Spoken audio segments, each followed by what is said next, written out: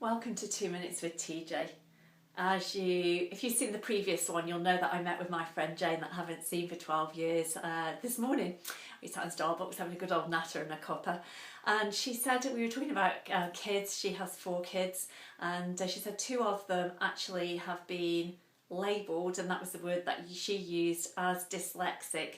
And she said, I have had to fight tooth and nail for them to get the help that they needed. She said, but I do not want them to be labelled dyslexic. I just want them to get the help. And I thought, oh, that's interesting. When somebody's fought really hard to get the help, they've usually wanted the label that goes with it. But she said, no, TeeJay, because I don't want my girls to be labelled with that. And I've told them, just because you have this condition, it means that you learn differently, not that you can't learn. And it is not an excuse for giving up.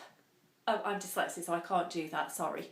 She said, I am adamant that they find a way to learn in their way. They're both really intelligent. Dyslexia is not about intelligence.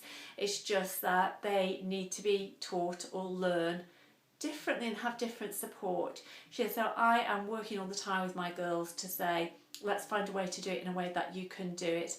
I loved that she talked about spelling, and one of her children has trouble spelling, but she's great at maths and she loves numbers.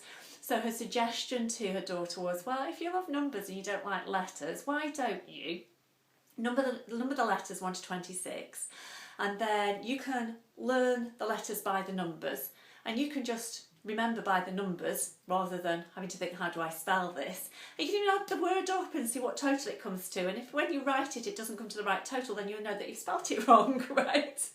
She said, my husband thinks I'm crazy. She's like, you've gone cuckoo, what are you doing? She said, but you know, if it works, it works. I'm trying to teach my kids how to learn in a way that they are able to learn, and it's working. So good for her. How many other young people out there just are being taught in a way that that is not how they learn? And we're labelling them, and we're making them conscious of a condition that they then go and use either to put themselves down or as an excuse to give up. So let's take Jane's example and teach children in the way that they need to be learned in whatever we're doing, be that parenting or within organisations or within schools or wherever it is. So that was my little thought for the day. I loved that she had this different approach. It was really, really refreshing.